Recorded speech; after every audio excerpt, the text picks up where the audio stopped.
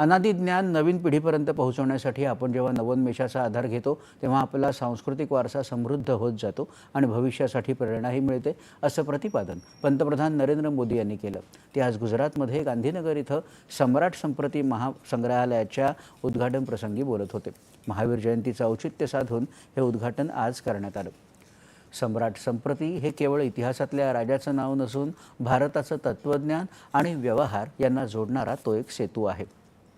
हिंसेला शस्त्र बनवून सत्ता करणाऱ्यांच्या भाऊगर्दीत सम्राट संप्रतीनं अहिंसेचा अंगीकार करून शासन चालवलं, अशी अद्भुत शिकवण भारताच्या भूतकाळाकडूनच मिळू शकते, असं पंतप्रधान म्हणाले।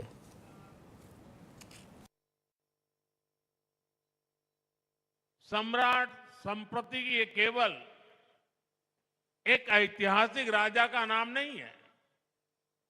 सम्राट संप्रती एक ऐसे सेतु है जो भारत के दर्शन और व्यवहार को जोड़ते हैं।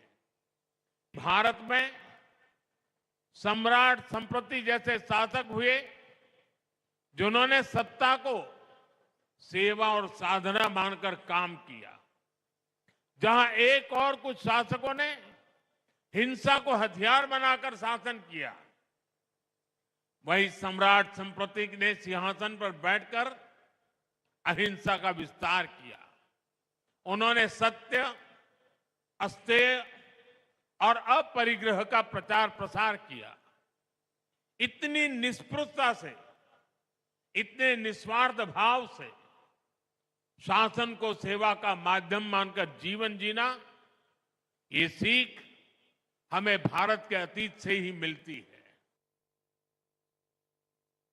देशाची गौरवशाली परंपरा सांगणाऱ्या प्राचीन हस्तलिखितांचं जतन करण्यासाठी सुरू असलेल्या ज्ञानभारतम अभियानाबद्दल पंतप्रधानांनी माहिती दिली।